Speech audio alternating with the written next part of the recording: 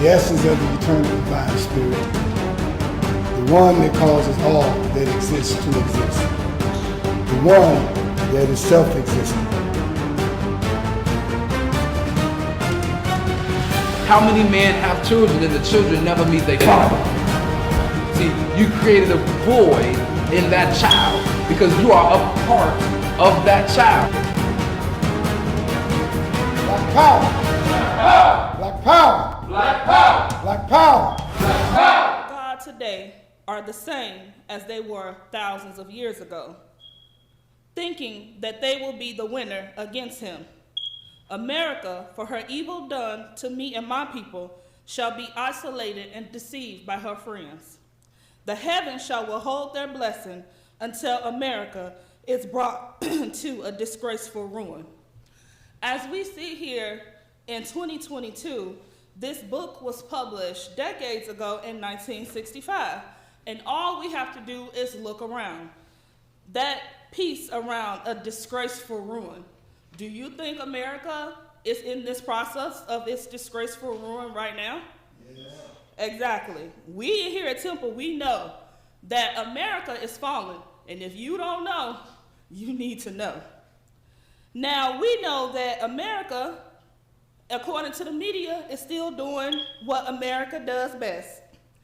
Minding other countries' business, claiming, this fake sense of righteousness and human rights that we know that America try to push on other countries, while it attempts to continue to destroy its own people, us right here in America. We know that the target of this attempted destruction is us. You, black man and woman, you, black family, and you, black youth. In the Holy Bible, in King James Version, it says, "And I heard another voice from heaven, saying, Come out of her, my people, that ye be not partakers of her sins, and that ye receive not her plagues." Black people, we are constantly getting caught up receiving America's plagues because we can't let go of our enemy. We can't let go of our opposition. We can't let go of the white man and woman. We can't let go of this devil. And so that's why we keep getting caught up. Every day we turn on the news. Every day we on Instagram, we on TikTok, we on social media, and something else has happened because we can't let our enemy go. Now, a lot of people talk, like when we had these conversations or we in the community, they be like, oh, that's conspiracy theory. Like, what are you guys talking about? But this isn't conspiracy theory. This is hard, cold facts. We are at war, black family. And I'm going to give you an example. The unfortunate truth is that we have no friends. Here in Chicago, I'm going to give you some truth about what happened a couple years ago when the pandemic first started. Here in Chicago, as a reminder, during the George Floyd riots, a lot of our grocery stores got closed. They were shut down because of the rioting. Now, you would think how people say, oh, we're all BIPOC or we're all people of color and we're all in the same boat. What happened to black folk who tried to go over to the Latino communities and visit their grocery stores? Did they embrace us with open arms? No. Did they say, oh, we know your grocery stores are closed, so we all POCs, come shop with us? Did that happen? You would think that those communities would have been happy to get our money. We wasn't asking them to give us nothing for free. We just wanted to go spend our money in their communities to get some groceries, right? But no, what happened? The Latin kings ran the black people out, telling them that they weren't welcome and they didn't want that money. There is nobody coming to save us at all. You know that great white hope that's been forced on us for generations since slavery, that propaganda that's been used to pacify us generation to generation, is false. We must save ourselves. Now today, I'm going to focus on the physical aspects of survival during this lecture. But I believe this conversation, as I said before, should be ongoing, and I will come back to you at a later date to focus on the spiritual side of survival. Now, when you bring up the topic of survival, most people look at you kind of funny. They see what's happening in other countries on the news and on social media, and they're like, it's not gonna happen here. We in America, we good. But all we have to do is look around and see all the natural disasters that are happening right here in America. It's not, we don't got time to be worried about what's happening in Ukraine and other places. You need to be worried about what's going on right here where you live. Black people always get the short end of the stick, so to speak, anytime there's a natural disaster. We saw it in the past with Hurricane Katrina. We all experienced it firsthand, surviving under the pandemic called COVID-19. And a little over a month ago, we saw the devastating effects of Hurricane Ian. The hurricane was so large, and it was a destructive Category 4 Atlantic hurricane, and it was the deadliest hurricane to strike the state of Florida since 1935. I want to read you a little bit about what happened to black people in the state of Florida after this hurricane. As President Joe Biden prepared to visit areas in Fort Myers devastated by Hurricane Ian, residents in several historically black neighborhoods in Southwest Florida weren't holding out much hope that help was coming quickly for them. Shannon Tauber, a resident in Dunbar, a historically black neighborhood in Fort Myers, said that days after the storm, she and her cousins were still waiting for power to the neighborhood, and they were cooling off in the heat of the Florida sun in their SUV. Every time we have a storm, we're the last ones to get power, said Tauber's cousin, Valerie Simmons. Are you surprised at this? Simmons has lived in Dunbar her entire life and said that they aren't surprised that they are still waiting. Unfortunately, many of the residents have been forced to stay in their homes with soiled furnishings, no power, and sewage backup because there's nowhere else for them to go. Shelters were not immediately made available after the storm, and there weren't many hotels. At this time, we don't own any other things that we work so hard for. Black people, look around your house. How many of those things that you work so hard for to put in your home? Those huge flat screen TVs, your gaming systems, your furniture, all those things. During the disaster, none of those things were of use to them. They said, our home has housed and provided food and shelter for many throughout the years. We're not asking for handouts, we are asking for help. I could give you more examples of black folk waiting for help after a natural disaster takes place. In a lot of places in the country, it's not a matter of if, but when. And for the remainder of my lecture, I'm going to discuss things your family should be prepared for in case a disaster hits close to home. Now, the things that I'm about to talk about is nothing new. These used to be practices that almost all black families practice, that your grandma had in place, that your grandma passed down to your mother, that they had a survival kit, that they had extra water in the basement or extra water in the closet and blankets and stuff like that, in case there was a disaster and you had to leave the house. But now, when we understand the attack on the black family and the loss of the grandmas and the loss of the aunties and the loss of those big mamas who used to hold us down, who are now sitting in nursing homes in communities across the country, we have lost that essence of survival. And so I am going to start with a couple things. First, if there's a disaster in your community, in your neighborhood, what do you need in a survival kit? What do you think is the number one thing that you would need during a disaster? I'm gonna ask my audience here. Water. Kitty litter. Water, right? Water is huge. You won't be able to get access to water like we here in Chicago. If something happens with the water treatment plants here in Chicago and you rely on the tap water as your main source of water, you're gonna be messed up. We saw what happened in Mississippi, how they couldn't drink water and they were surviving on bottled water for how long? It was over a month. before they had access to water. They couldn't flush their toilets, they couldn't take showers. If you had medicine, you couldn't even take your medicine because you had no water. And so you would think that this is some made-for-TV sci-fi movie, but it's not. This is our reality, and we gotta face it. Because God gave us these beautiful minds that we have to know what's going on in the world around us, and we need to be prepared. So for water, it's recommended that during a disaster that you put aside 1 gallon per person per day, have an emergency supply for a 3-day supply for evacuation and a 2-week supply for your home. So all this is saying is, if you have a water filtration machine, get you some BPA-free water jugs and fill up water now and put it aside.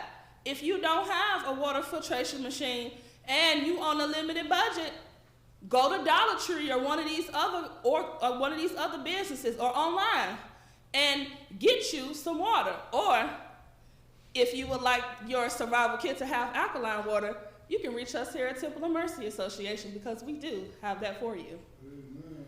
Now, the next thing that's important to have in a survival kit is a flashlight. What happens if the power go out and you need to find your way around your house? You should have a flashlight and a supply of batteries, rechargeable batteries that you can use for that flashlight. The next thing is a battery-operated or hand crank radio. The next thing is a first aid kit. There are a lot of things that can happen during a natural disaster. You need a first aid kit that has Band-Aids and sanitizing things in there, just in case something happens. Somebody could fall, and you wouldn't be able to do nothing because you don't have a first aid kit. The next thing is if you take medications. We know because of our diet here in America, a lot of us are on a lot of these medications. You should have a 7-day supply of medications put aside in case of a natural disaster or in sometimes a planned disaster via COVID-19. And medical items. So that's your insulin, that's your high blood pressure medicine, those all of those things that you need. In addition to that, you should have a multi-purpose tool, like a Swiss Army knife. You should have sanitation and personal hygiene products. What's something also that happens during natural disasters? If you need to leave your house, a lot of people lose important information. You should have copies of all your personal documents, your Social Security cards, your birth certificates, any medical information like allergies, your proof of address, the deed or lease to your house, if you have a passport, and your insurance policies. Please make sure that you have copies of your insurance policies put away. You can put them in one of those gallon-sized Ziploc bags if you need to, so in case you do need to leave your house, that you have that information easily accessible. Cell phones with chargers. How many times we've seen that something has happened and people don't have no way to charge their phones? There's no electricity, there's nothing. And a lot of people say, oh, my whole life is on my phone. Well, what happens when you can't charge that phone? So make sure you have some kind of charging device that you can charge your phone. The best devices, and you can find them online on Amazon very inexpensively, are solar charged battery packs, where all you have to do is plug your phone in, and sit the battery and the little mini solar panel out in the sun, and it'll charge your phone anytime that there's light. Also, family and emergency contact information. How many times have we heard from people during a disaster and something happens and they need to reach their family and they can't turn their phone on? What happens? Oh, I don't know their number. So many people don't know their mama number, don't know their daddy number, don't know their grandma number. All they doing is relying on the phone. So if your phone go out, you in a dangerous situation. So you should write all of those things down or memorize them by heart so that in case something happens, that you're able to deal with that. Extra cash. We have to understand that during the disaster, cash is king, especially here in America. You might be able to get some things, but you're gonna see sometimes people not taking credit or debit. Sometimes the ATM machines is down. So you need to have cash ready. Put it somewhere where you know, well, only you know where it is, so that you can access it quickly in a time of disaster. An emergency blanket. We see this all the time when you're watching survivors of natural disasters on videos. They might have to be outside. They might not be able to get in their home. And those emergency blankets are key because it can help keep you warm when the temperatures go down. A map of the area. If you don't know a lot of things, if you don't know where a lot of things are, it's good to have a map of the area in your community. In addition to that, I'm going to talk about a couple little bit extra things for your family members and supplies to add to your kit. Remember, this is all just basics. I talked about medical supplies, but if you have anybody in your family that has hearing aids, that wears glasses, contact lenses, make sure you have extra supplies of that. If you have babies, make sure you put aside extra bottles, formula, baby food, and diapers. This is very important because you can't rely on getting access to a grocery store during a disaster. If you have children, you can put aside some little mini board games and things to keep the kids entertained. In addition to that, if you have a pet, you should have some emergency pet supplies. I know some of y'all pets is like y'all family. If that's the case, make sure you have a collar, leash, an ID for your pet, food, and any other things that your pet needs. Two-way radios. I'm just gonna go through some of these other things. An extra set of car keys or house keys. And a manual can opener. So many of us got these electric can openers, but if something hit the fan and you gotta survive off canned goods, you're gonna have to go the old school way trying to hit the knife in there doing all that extra stuff when you won't have to do that if you had a manual can opener. And some other things also to keep in your kit, I'm just gonna go through these, is a whistle, face mask, just in case something happened and it's dusty outside, or you have to go to an emergency shelter with a lot of other people, matches, rain gear, towels, work gloves, tools and supplies for securing your house, extra clothing, hats and sturdy boots, especially if you live in sunny areas, plastic sheeting, duct tape, scissors, household liquid bleach, entertainment items, and blankets and sleeping bags. I'm going to end on this with a resource. In Oregon, there's a sister named Sharon Ross.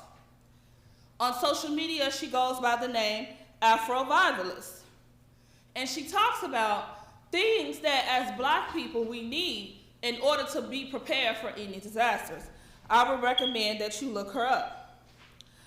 I'm going to continue this conversation because this is something that we need to discuss with our families so that we are prepared. Now, as I close out,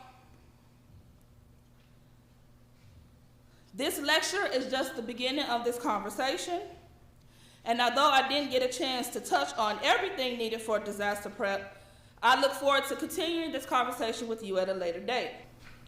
Our next speaker for the day is our leader, teacher, and God, Minister Rahim Aton, coming to you today to talk about the lecture, You Can't Con Kanye. All right, let's everybody stand to your feet and welcome Mr. Rahim.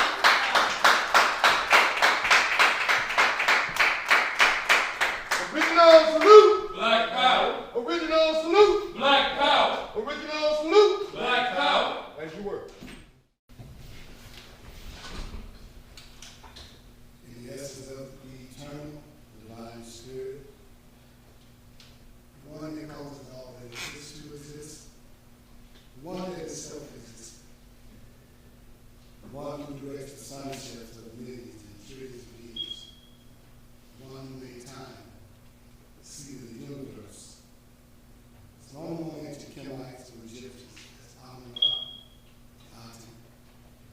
Among the Hebrews is Aton, Yahweh, Elohim. Among the Christians is Lord, God, Jehovah. Among the Muslims in the Islamic world is Allah, the one God. Among the Rastafarians, it's Jah, Rastafari. Among the Yoruba tribe is Olodumare, Obatala, and many other Orisha gods, but I bear witness that all of those names refer to the same one, Almighty God. And it is to that eternal divine essence whom I give reverence and to whom I submit. Boldly proclaim that we are the children of those black men and women who survived the transatlantic slave trade. We are a lost 13 tribe, born here in North America. And we are the Nubian, Kemetic lineage.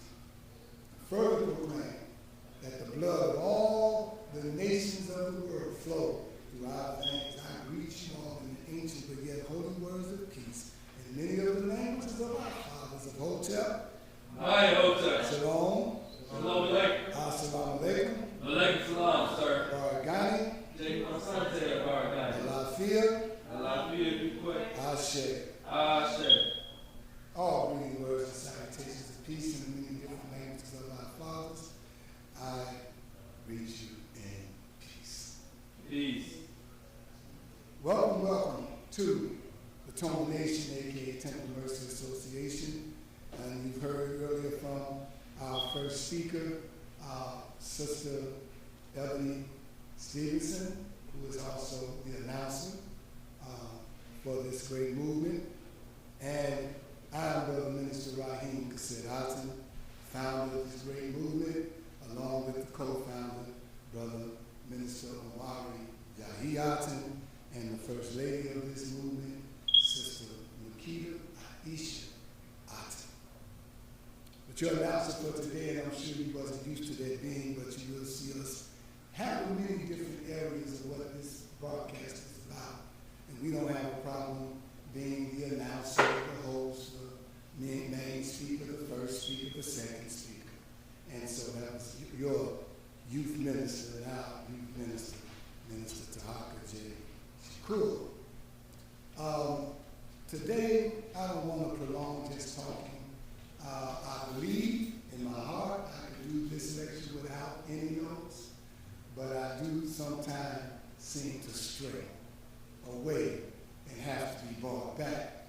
So I do want to make sure that some key pertinent points get out based on the title of this lecture. And it's entitled, You Can't Con Yet. And I say that because this brother Kanye, the people that are really being conned and fooled is the public.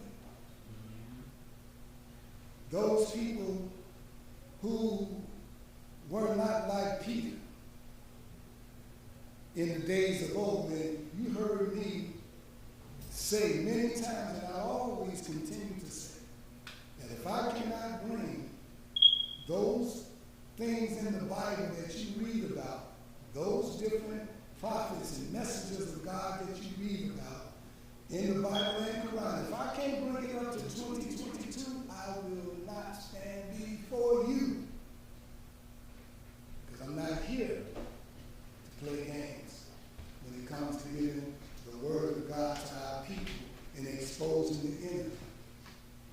I'm here to help you know that we've been bamboozled and fooled and tricked for years when God has sent people among us and we did not know who they were.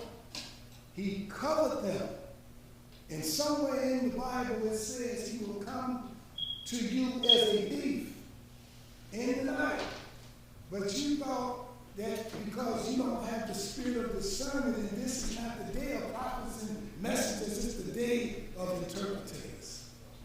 Interpreting the scripture, not just scripture, but interpreting these times based on Revelation and the book of Daniel. See, I'm doing it already, I should be reading. But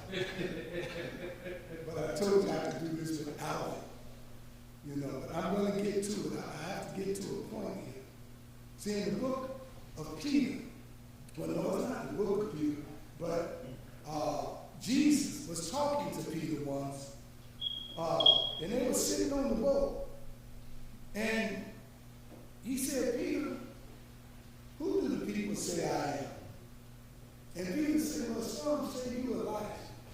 Others say you might be Moses reincarnated. So as you can see, they understood that those people of the past could be in the present with them. He said, but okay, Peter, who do you say that I am? And he said, oh, you're Christ, the Son of God. Now watch these key words that was Jesus' response. He said, flesh and blood did not reveal this to you, Peter. Flesh and blood didn't reveal it. That means he did not see what he said to Jesus from these two eyes. But he had a third eye that helped develop his sixth sense that brought him into the seventh level of the chakra union with God, where he saw that this man was Christ, the Son of God. The flesh and blood can't show you that. You have to have discernment of spirit. God sent people here. He sent Martin Luther King. And because they couldn't get past his Christianity, the African-centered people missed out. The Muslims missed out. Because they couldn't see he was clothed. Yeshua, Jesus was clothed. How do I know? Because you will hear the people say, that's the carpenter's son. Who do you think he is? That's that bastard child. See, they didn't see what Peter saw. See?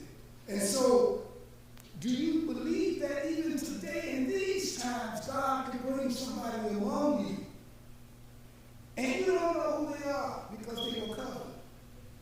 They were closed. See, God in his infinite wisdom don't make nothing valuable easy to see or get. He had pearls in the insides of an oyster. He hid diamonds deep, deep, deep in the earth. And then when you dig so far down, he still hid it even deeper inside of a lump of coal. You got to work hard to get to what's valuable that God bring among you. And it's the same with the people of God that he placed in your midst. So maybe I can get to it a little bit now. Because there's a lot more I want to say about it. And I pray that I can do that Wednesday with the rest. Welcome my friend and sage, Brother Neville Fay in the house. Julian Neville Fay. I want to read first, because I told you I'm going to bring a scriptorium, because a lot of our people read the Bible and the Quran. So I want to let you know that it's right here in your face. Now, what I want to start with first is dealing with Kanye West. Psalms 23, verse 4. Yea, though I walk through the valley of the shadow of death, I will fear no evil, for thou art with me. Thy rod and thy staff, they comfort me. I thought I'd start off with that song because, see, that was not something that he dreamed of to call himself Yea or Ye. That was a vision. And the book that he put out, the book of, what's the title? Jesus. What is he saying? What is that? Oh, how dare you? That's what you're saying. I know that's what you're saying. How dare you put out that book calling yourself Jesus? Well, first, Mr. and Mrs. Christian, you call him Jesus. He said Jesus because he knew the real name. You did. And when we told it to you, you still refused to say it. You still want to say the name of Jesus. So you stick to yours and leave him alone. I just have to be honest. Now let's go to Revelation. Let's see if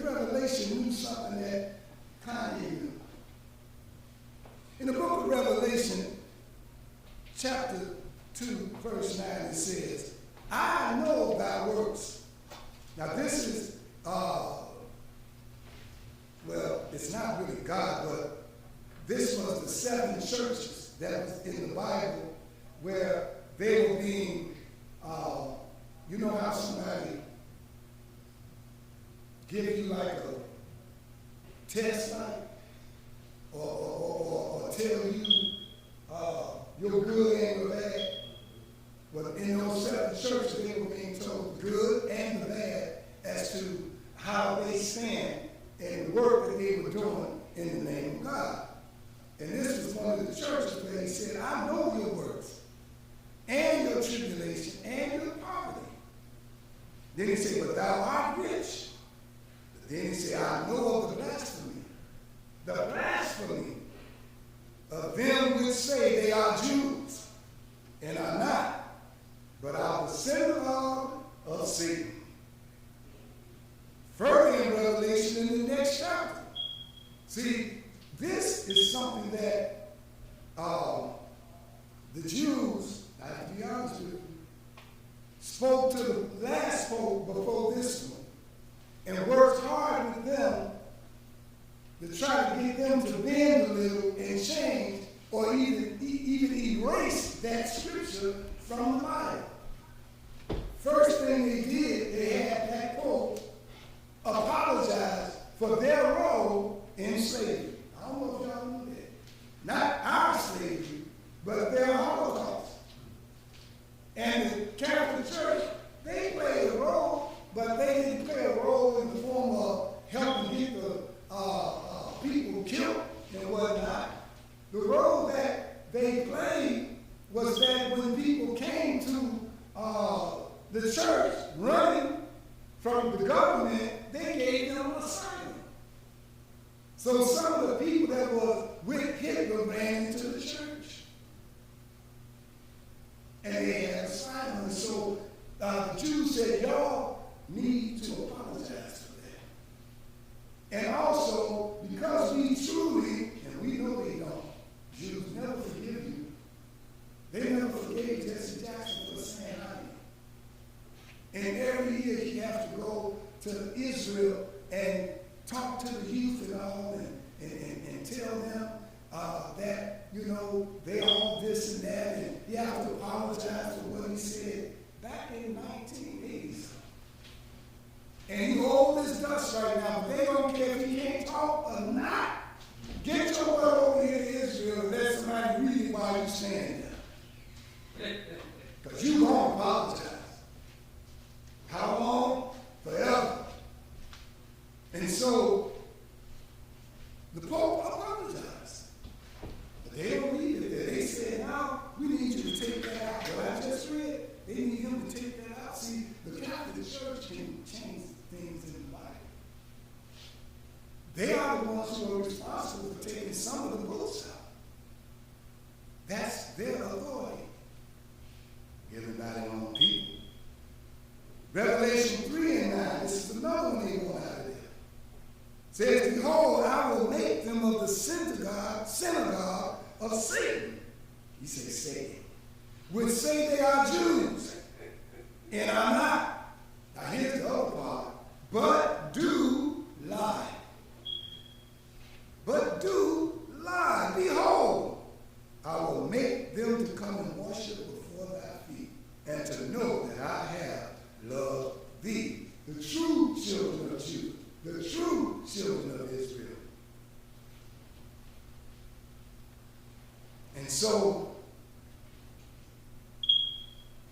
we have no part in when the Creator chooses someone to stand before people and reveal their ways and their sins to the world. We don't choose that person. But we should be praying for the spirit of discernment that we might be able to know when there is that higher power, when there is God in that person. Not always looking at who they are, but what are they doing? Are they fulfilling a part of the scripture? And I'm here to say that Kanye feels a part in scripture. no matter what you call it, no matter what you think about it. So I'm going to read a little something so we can know who Kanye West is. I do know that he is in Chicago. I don't think he was born in Chicago, according to this, but he grew up in Chicago. Kanye West, legal name, changed his name legally to Ye or Ye. Born June 8, 1977 in Atlanta, Georgia. American producer, rapper, fashion designer, who parlayed his production success in the late 90s and early 2000s into a career as a popular, critically acclaimed soloist. The child of a photographer and former Black Panther father, and a college professor mother. He grew up in Chicago, attended Chicago State University for 1 year before dropping out to pursue a career in music. Early on, he demonstrated his considerable abilities as a producer, working with Jermaine Dupri and others. I'm kind of skipping because you can go on Britannica online and get all of this. He finally released his own solo album, The College Dropout, in 2004. It was massively successful. Sales soared. Critics gushed over his sonic sophistication and clever wordplay. He had also a gospel choir backed one of his songs called Jesus Walks. I know y'all remember that. And that won a Grammy Award for Best Rap Song in 2005. And he also picked up awards that year for Best Rap Album, Best Rhythm and Blues Song, as one of the songwriters of Alicia Keys' You Don't Know My Name. Then it says, abetted by his flamboyant personality, and I crossed that out and said charismatic. He rose to stardom. His second album, Late Registration, repeated the same commercial success as the first one. Now, here's the part I'm going to stop on because I heard Sister Evelyn mention this. It says he also gained attention for his widely quoted assertion that the federal government's slow response to Hurricane Katrina's disaster in New Orleans in 2005, it demonstrated that President George W. Bush doesn't care about black people. A comment that Bush later characterized as one of the worst moments of his presidency. And we know that right after that, his mother mysteriously died from a minor surgery facelift. Minor. Wasn't amazing when, like, what's her name? What's her name? Joan Rivers. Hers was amazing, you tell by her face. Turned to that puppet. Anyway, y'all know the puppet I'm talking about too. We know that puppet used to come on all the time. Y'all won't know food all the time. No. Lamb chop. So now let's talk about Katrina, because you see, I'm here to show you how correct Kanye is and what he's doing and why he did it. I'm here to back him up by showing you that the Temple of Mercy is not a Johnny-come-lately movement. We bought out everything Kanye West is saying back in the late 90s, early 2000s. And I'm going to read some of that, what we bought out, and you tell me if it doesn't sound similar, basically the same. So the Jews want us to have this little relationship with them, but it's a lopsided relationship. Even though he mentioned George Bush, if they want to be our friend, how come they are not trying to help us get out of the conditions that we're in? I have, off of their particular website, during the time of Hurricane Katrina, 2 news articles. And it said,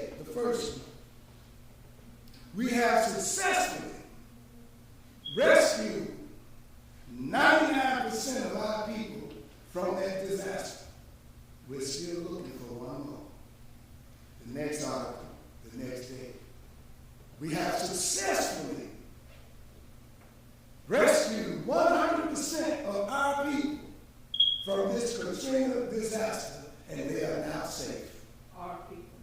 Did you hear anywhere they rescued one of us while we still on the roof? Did you hear about them rescuing any of us anywhere during the Katrina situation? Did you hear about any of them being in that big stadium? But they want to have a relationship with us, but it's lopsided. And we want to accept that, right? But yet they saved themselves. And I'm certain that they saved themselves in Mississippi. Not us. Not one of us. So I want you to understand this war for this land between two white groups. I'm telling you, they're white people. You heard me say it. I don't care if they're Italian or whatever, they all white to me. I come from a Native American background, Cherokee. We call them pale face. If your face is pale and your hair looks like fur, you of the pale face group. That's just it. Automatic. Now you can go on into the, well, hey, mama black, her daddy black, I don't care. If your hair is fur and your face is pale, you fit the description. You couldn't pull that over Indians at that time. So you're not going to put it over on me. Now, I had to say that because that is where he first got in trouble, but he only got in trouble because the Creator had already given him this spirit of discernment that he could see beyond what was directly in front of his face. You could hear it in his music. And in one of his videos, he had wings, a white suit on, and angel wings. We know that,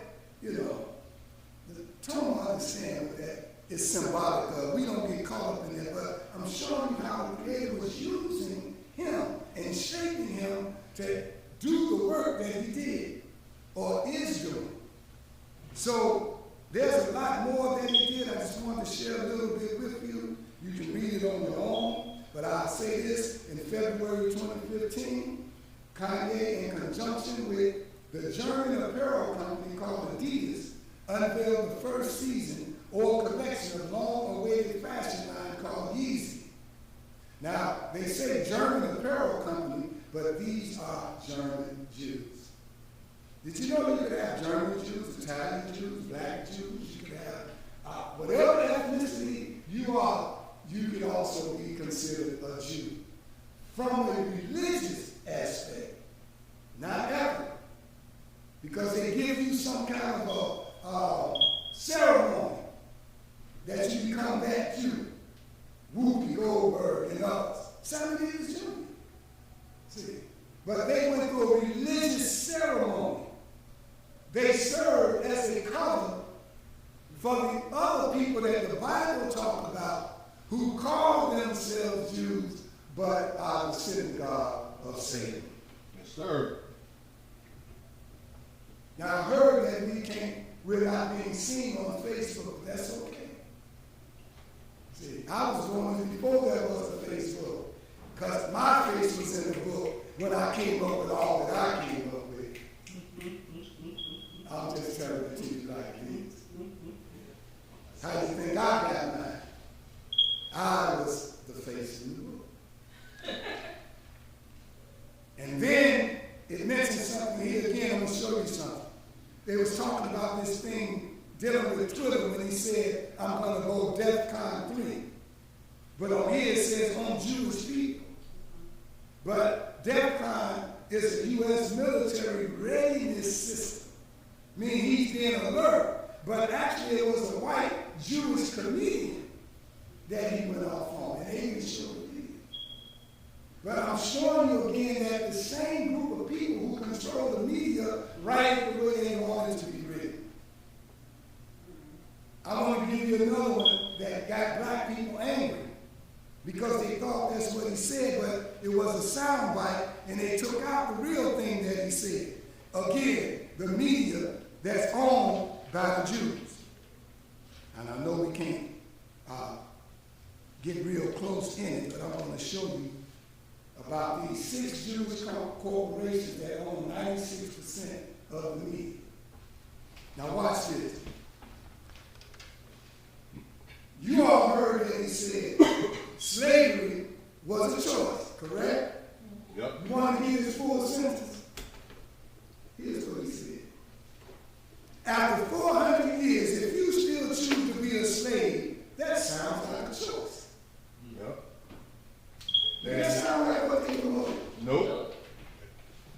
Don't they know how to stir black people up against each other? But we keep being the doggone fools to let them do that because we keep letting our guards down, trusting the people who left you in the water in New Orleans. You know that's true.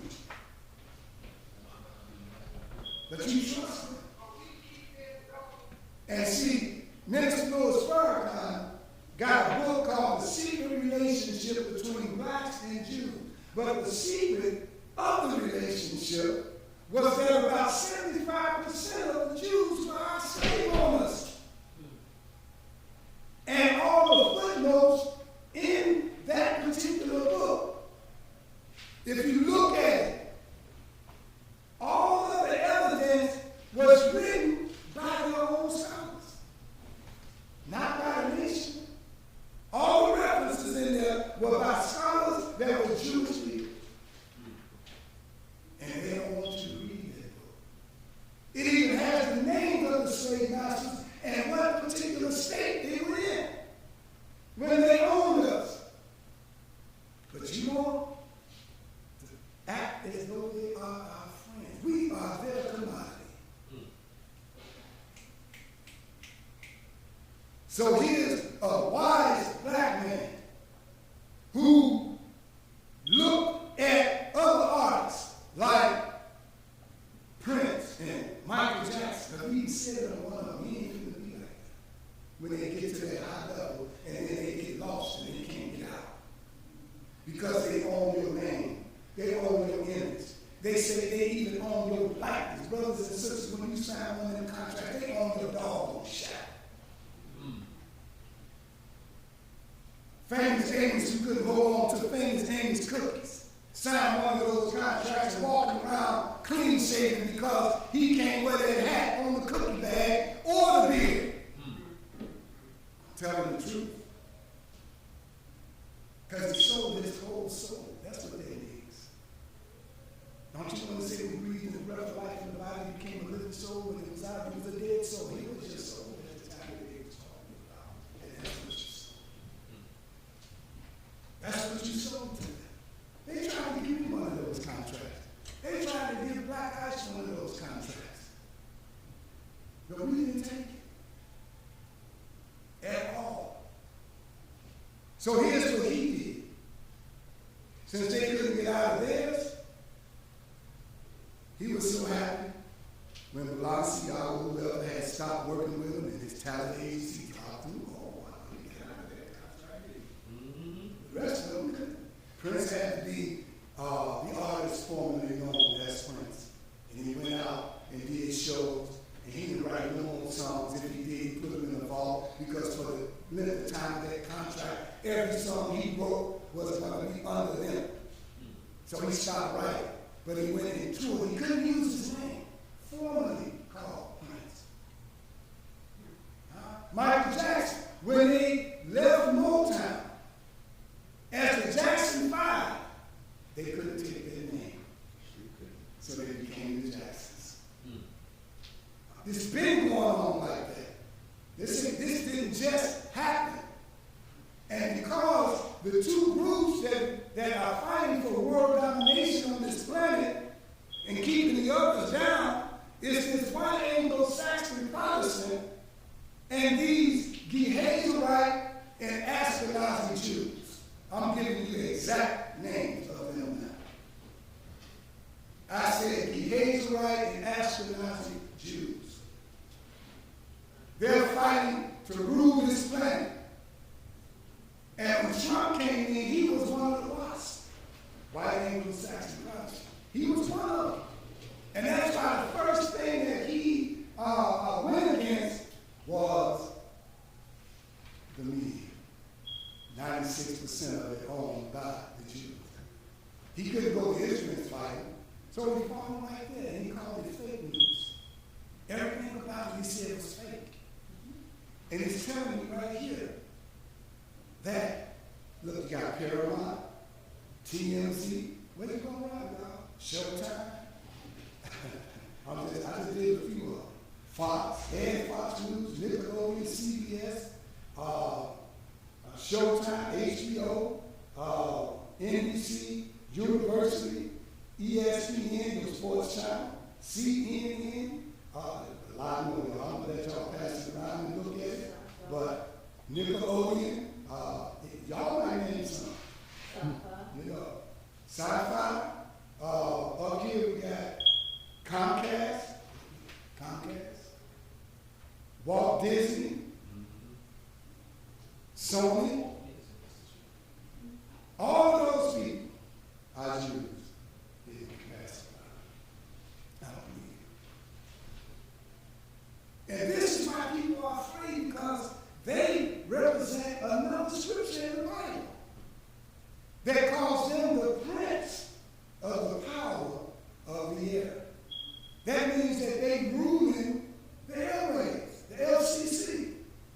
And so every time you make a move to try to beat anybody independent of them, they can bring you down because they control our voice.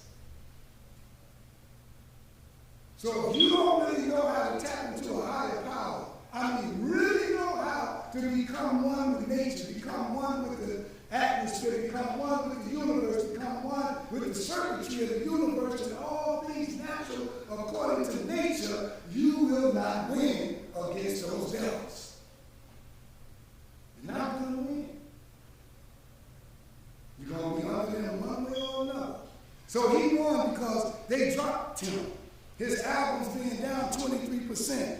That cuts his tie with that label. His own label is no longer part of Def Jam. The bank cut ties with him. His lawyer dropped him. No access to any post on main social media platforms, so he created one of his own. Vogue cut ties with him. Adidas set to cut ties with him. And you think that ain't what he wanted? All he had to do was say one word about a group called the Jews, and he was free. He's free. Every black billionaire that I know that the white man will not let him stand alone if they're not above him in some sense or another, watching every move he makes. Not going to let you stand toe to toe. All you got to do is ask Jay-Z, who is the person over there, Warren Buffett. This man got tired of being over all those people being over him.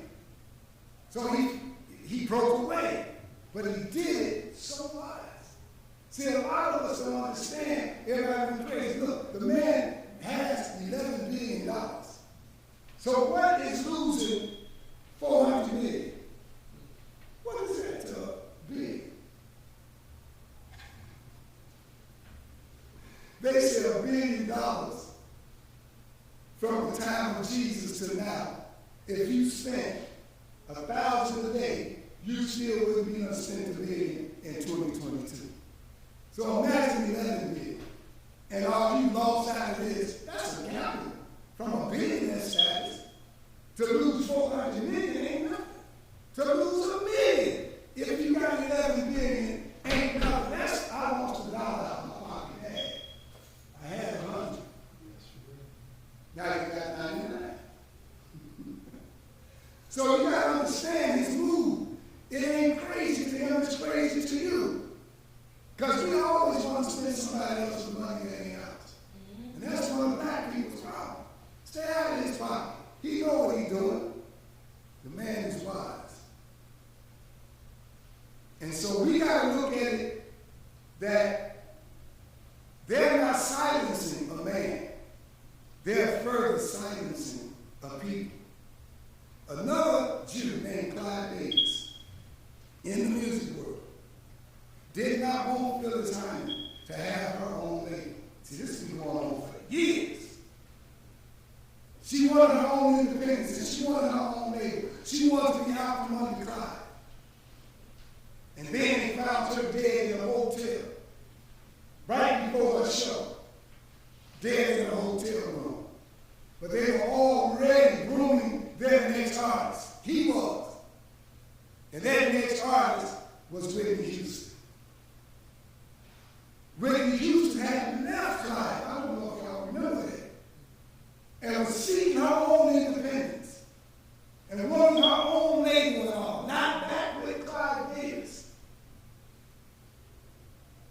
Clyde Davis made sure she know who her replacement was, because at an award show, he made sure that Jennifer Hudson gave her award. So this is the slick, strategic moves they do. Then later on, at a Grammy party, in the same hotel room, I think it was the Beverly Hilton. And I'm going to let you all know, I didn't even know about the Beverly Hilton. I stayed there, me and our band, for 1 week. Ran into Smokey Robinson, ran into Arnold Schwarzenegger, ran into this little ninja guy, I forgot his name. Danny DeVito. Danny DeVito. You remember that? Mm-hmm. So we were there. And she was found dead in her hotel room. I'm talking about Whitney Houston. And this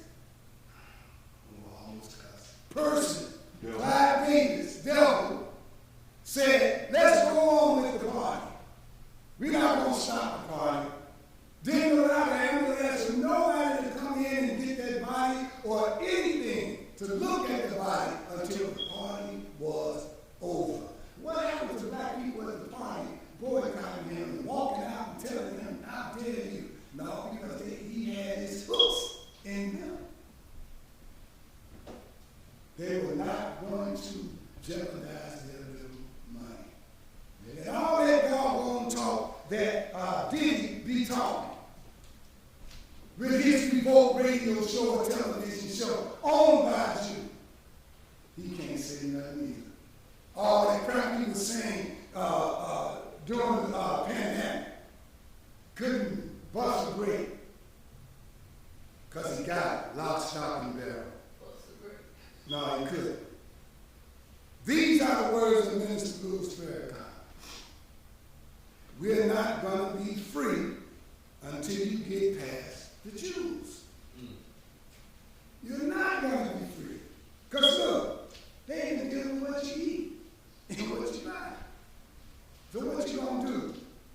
Look, let me read. Sarah Lee, Nestle, Johnson & Johnson, S.A. Lord, Kimberly Clark, Scott Tissue, Kit Kat, Kleenex, Huggies, Ralph Lauren, Gap, Tommy Hilfiger, Aramis, something called Malone, Maybelline, Calvin Klein, Pierre, is that what's called? Perrier water? Perrier water, Nescaf, Giorgio Armani, Liddy's. Y'all can get food and other products, right? Food and clothing. And that's not all, that's just some of it. You can keep going. Del Monte, Liddy's, keep all, just look at all your labels. And 99% of it happens to be owned by them. So now I'm telling you this because I want you to understand the bravery that Kanye had to have to do what he did to a group of people who basically ruled the world and ruled everything that we do. So now I hope I got a little chance. Now I also want you to know that they run the American Medical and Dental Association. They run the legal industry. Everybody know what the famous word is when you trying to get a lawyer, don't you? And you know what it is? You better get you one of them Jews, girl. You better get you one of them Jews, dude, boy, whatever we call them. Yeah. You want to win? You better get you a Jew. Well, let me tell you how Tony is. Every time, every chance we get to work that system,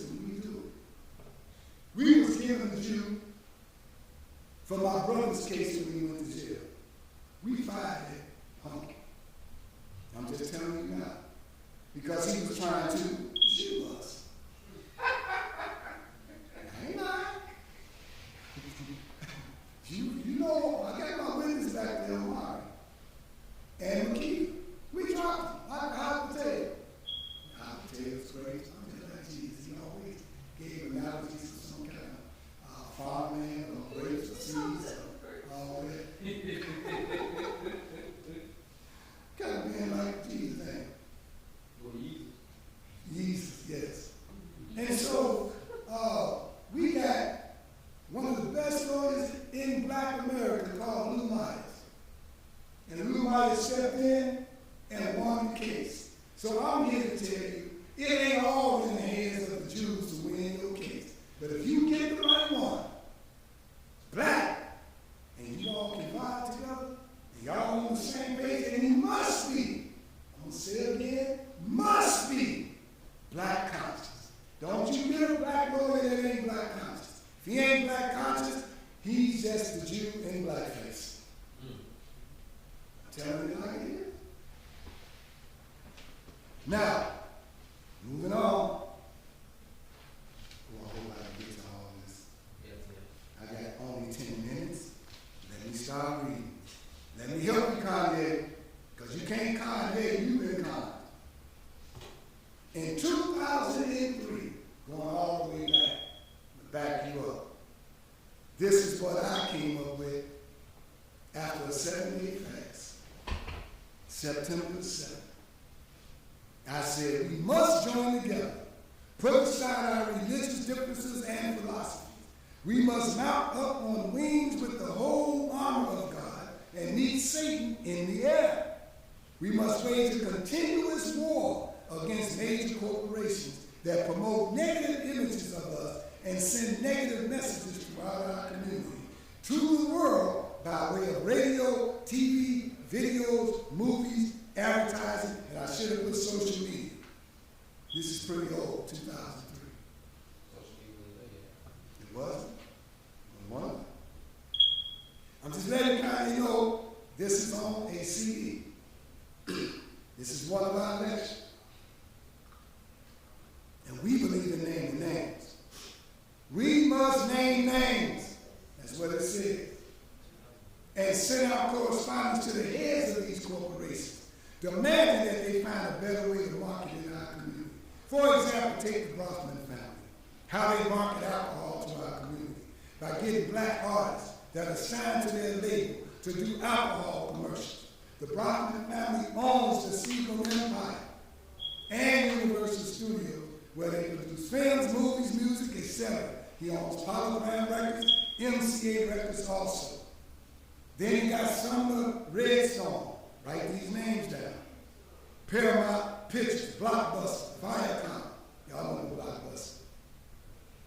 In Ephesians chapter 2, verse 2 of the Holy Bible, it says, wherein time past ye walked according to the course of this world, according to the prince of the power of the air, the spirit that now works in the children of disobedience. So you want a relationship with us, with your family of Brothmans, is flooding our community with alcohol. But you want us to be your friend. When it says right here that 80% of all homicides were under the influence of alcohol. 80. But you want us to be your friend? Okay. I'm glad Kanye exposed your behind. Then it says, attack Mr. Mel Karmazin, owning 163 radio stations, including MTV and VH1. This is who owned it back then. Y'all can look on the paper, they got the updated Jews on it now. Attack the Walgreens family, which is the largest distributor of hard alcohol in the Chicago area. You didn't know that, did you? And guess what? One of his sons is alcohol. Drinking their alcohol. Then we got, and I said I'll close with 2 quotes. While men slept, That means the parents, the community leaders, the black elected officials, and clergy, while they slept, his enemy, who? Corporate America, the WASP, white Anglo-Saxon Protestant, the Jews, the Ashkenazi, and the Israelite Jew. They came and sold their tares, their spirits, their alcohol, their drugs, their guns among the weak, the black community, and they went their way. And here's where Kanye comes in Ezekiel 33, verse 1 to 9. And because I don't have that much time, I'm going to quote some of it from memory. Here's where he comes in at. I set you as a watchman among our people. And that when you see a sign, or when you see some trouble, that your job is to warn our people.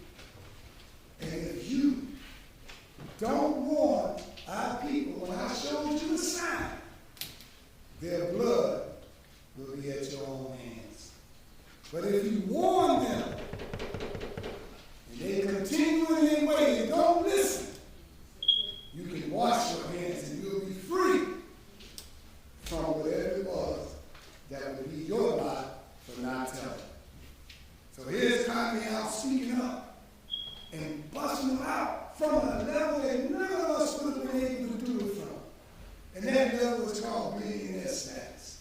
Billionaires see the world from a different eyesight than you do. Billionaires don't sit in the room and see you. I know you thought you did.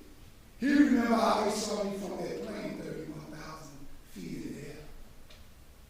That's how he saw me. And he sliced his part that he wanted. And if anything, if they have to bulldoze the neighborhood and tear down the houses and whatnot, he'll smile in your face while taking your whole community from you. He gives less, I'm going to say it just like I feel it. These Jews and these wasps give less than a damn about you, black man, black woman. I'm telling you this, and I ain't scared. Because all you're going to get is a saxophone. No, I ain't got nothing else. And I'll hand it to you. I won't even fight. No fight. Go. You're going to fight Yahshua like this. And I might give you the suit, because I ain't into material things. Just give me my house coat and house shoes. I don't mind. I'll make it.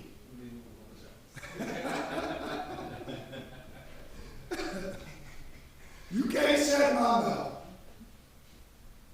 Let's talk about population control. I gotta let you know that we knew about Margaret Sanger too. And I want you to know about Nancy Pelosi because she works with Bill Gates. She said, January 25th, 2009, she said the government's economic stimulus package should include a large increase in spending for population control. This would save the state and federal government the cost of having to pay for health care and education of poor people. She works for Bill Gates' job. In that house, 35% of abortions in the United States are performed on black women, while they represent only 12% of the female population. Planned Parenthood give you a false name because the word behind it is not planning youth for parenthood. It's a false title. And I thank God that he allowed me to be on the board of directors of the Pastors of Inglewood on the day that one of them white Caucasian crackers came to us trying to get us to let them come into the churches to try to help their young women plan their parenthood.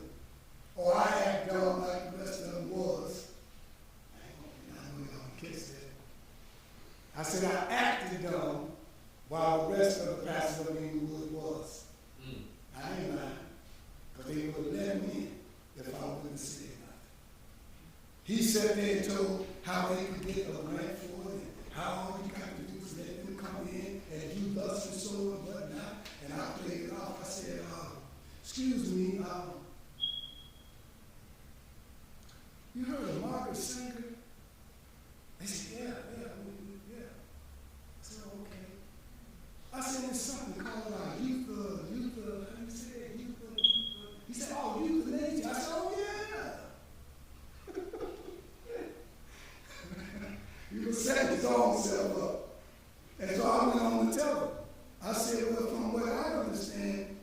had people tell me this, women tell me this, that your organization called Planned Parenthood don't help our young women plan to be parents after having a child. I said, what I've been hearing, they've been trying to convince them against having a child and to get an abortion. If you ever seen a red, white man turn to a beet, no color beet, that's how he turned. Standing there, I'm sitting there looking right at him, his whole face turned red, like a big cherry. I said, I'm like, and all past me was looking, and they were wanting to pull my coattails. Don't be so hard on me, no.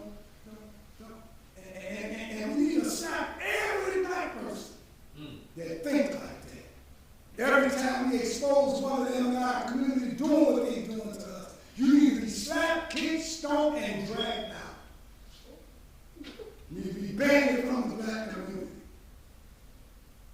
I'd even turn fed you if it was me. That'd be nice. Let me tell you what Marcus Samuel said. No woman should have the legal right to bear a child without a permit for parenthood. Here's a good one, here y'all. We should hire 3 or 4 colored ministers, preferably with social service backgrounds and with engaging personalities, charismatic leaders. We don't want the word to go out that we want to exterminate the Negro population. Did y'all hear me? Y'all still gonna get on Kanye from telling the truth? We don't want the word to go out that we want to exterminate the Negro population. Just hire 3 or 4 colored ministers with social service backgrounds and with engaging personalities. And the minister is the man who can straighten out that idea if it ever occurs to any of them more rebellious members. Part 2 on Wednesday.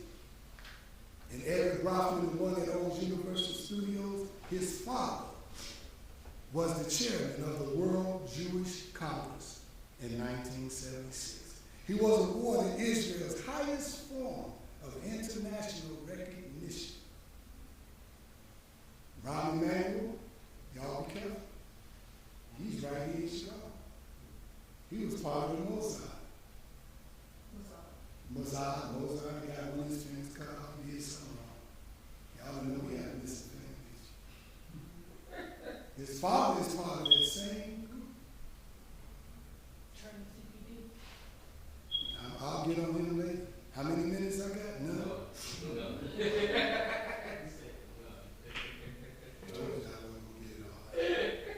My point is, brothers and sisters, is that the Creator chose Kanye to help trigger Armageddon and Revelation, so that when he went by that scripture, please don't turn it off yet. It says, and this gospel of the kingdom shall be preached in all the world for a witness unto all nations, and then shall the end come. Matthew 24:14. He started out doing it that way. Then he started exposing the synagogue of Satan.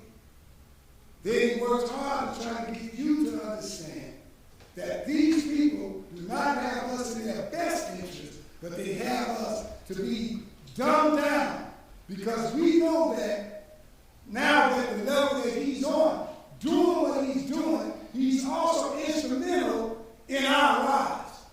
Because that which is on the bottom rises to the top. So it begins, brothers and sisters.